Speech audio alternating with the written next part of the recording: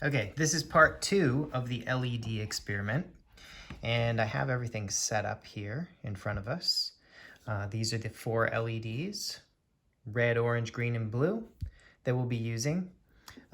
This is the circuit, and this is a copy of that circuit. So let me just put this off to the side here for a second. We can take a look at this individually so I can play around with it and show you what everything is. Okay, so the yellow thing, or the red over here, is a breadboard. And this is a convenient way to make a circuit that's basically like plug and play.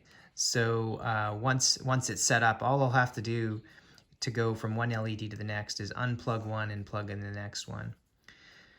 The way these are designed, the breadboards, each of the 5 holes is connected in each column here, but it's not connected across the gap. So there's no connection from these 5 holes down to these 5 holes. So there's a break in the connection right across the middle. And then the columns are not connected, so each row is independent. But everything that's plugged into the same column will be connected to the same potential or the same voltage. All right, so these 2 orange cables, which are plugged into the same column, have the same voltage. All right. Now, this thing in the back is called a potentiometer, and it controls the voltage. It has 3 little prongs in the front. Let me unplug it. I'll show you this individually. So this has 3 prongs in it, and the left-hand side is the negative side. The right-hand side is the positive side. So you connect this to the negative side of a battery, this to the positive side of a battery, and then turning the knob controls how much of that voltage goes to the middle. All right, so you connect your circuit to the positive side and the middle. So the battery is connected to the left and the right, and the thing you're wanting to light up, the LED, is connected to the middle and the right. So let me plug it back in.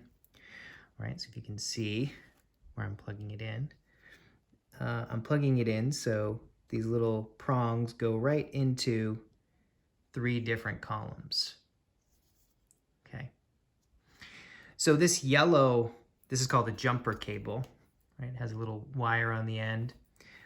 Is plugged into the left-hand side of the potentiometer. And then this I can connect to the negative side of the battery. So that will connect the potentiometer to the negative side of the battery. This orange cable is connected to the right-hand side of the battery, and so I'll connect that to the positive, the right-hand side of the potentiometer. So I'll connect that to the positive side of the battery. And then these 2 right here are connected, going to be eventually connected to the meter. So we'll get back to that. In the middle, we have a resistor. This is, I think, a 330 ohm resistor, and that's in there to help control the amount of current that's going through. So this controls the voltage, and then having some resistance in the circuit limits the amount of current that goes through the LED. So LEDs are manufactured so that if you have too much current going through them, they will actually burn out. And so this helps control the amount of current going through the LEDs. All right, so when we turn the knob on this, it will control how much voltage goes through from this side to this side. And the resistor is connected from the middle of the potentiometer over into another row over here. And this yellow cable is connected to the same side as the resistor. Okay, so where does the LED go? The LED goes from this side of the resistor back over to the positive side of the battery. So this is whatever the potentiometer is controlling for the negative voltage or the negative side voltage. And then this is the positive voltage of the battery. All right. Now for the LEDs. So I'll put that one aside. For the LEDs, you saw the LED in the last video. They have 2 legs and one of the legs is shorter than the other. The short leg is always connected to the negative side, so I'll connect that to where the resistor is, and the long side goes to the positive. And that's the only thing. If you have it connected backwards, the LED just won't light up. All right, so back to our circuit. We have this black wire, left side of the potentiometer, negative side of the battery. This red wire, positive side of the battery and right-hand side of the potentiometer. Resistor coming from the middle, and then the two wires coming from the middle and the right-hand side, just like was on the other circuit. So I got my LED, this is the red one. I want to plug it in so the positive side of the LED is on the positive side of the circuit. So it'll go in here, and the negative side needs to be connected to the middle after the resistor, like that. Okay, so you can see how it's in there. So the positive side of the LED is on the positive side. The negative side of the LED is connected to this side of the resistor. So the circuit is basically from the middle, through the resistor, through the LED, back to the right-hand side. Okay, when these are off, they're turned all the way counterclockwise. These two wires are connected to the leads of my voltmeter, okay, right here. And I can turn that on. And right now it's reading 0. As I turn this knob, I should start seeing a reading on the voltmeter. Okay, and what we're looking for is what voltage it takes for this LED to light up. So let's see how I can position this. So we want to be able to see the LED and also the voltmeter simultaneously. Okay, I'm going to try to make the LED point directly at the screen. And I'll be your eyes a little bit on this because it'll be hard to read exactly.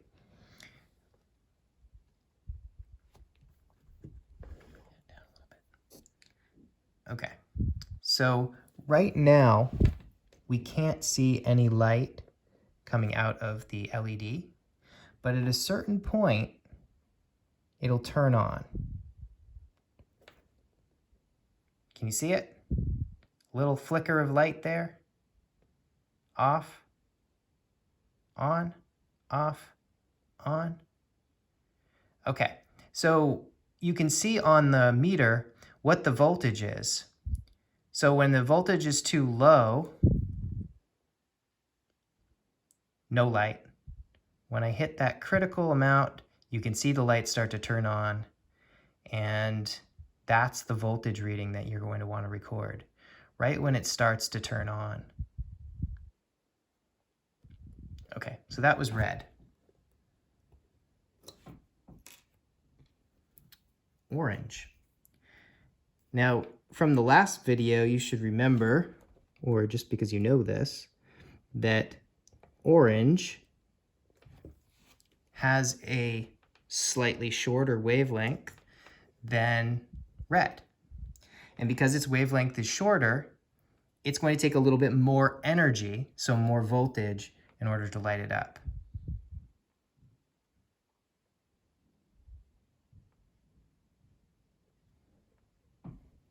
Okay, so I think we're pretty close right there.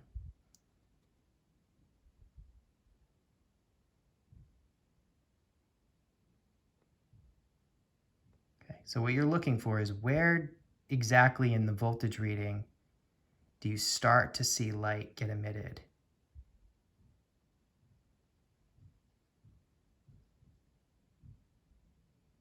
Okay, so you should be able to record it.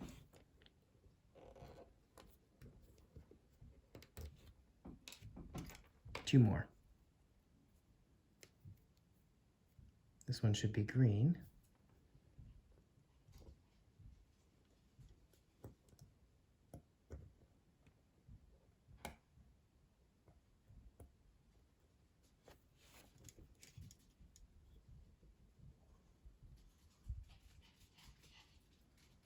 Okay, so green is on.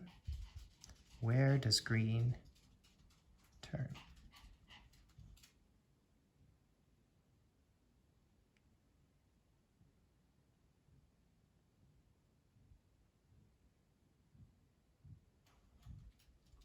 So you're looking to record where you first start to see the green fully illuminated in the LED.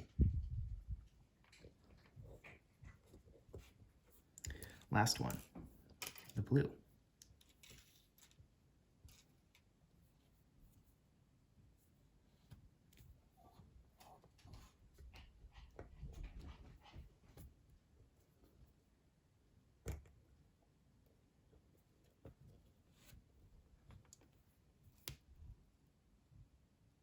Okay, now blue has the shortest wavelength of all this light, so it takes the most energy to light it up. So its voltage reading should be the highest.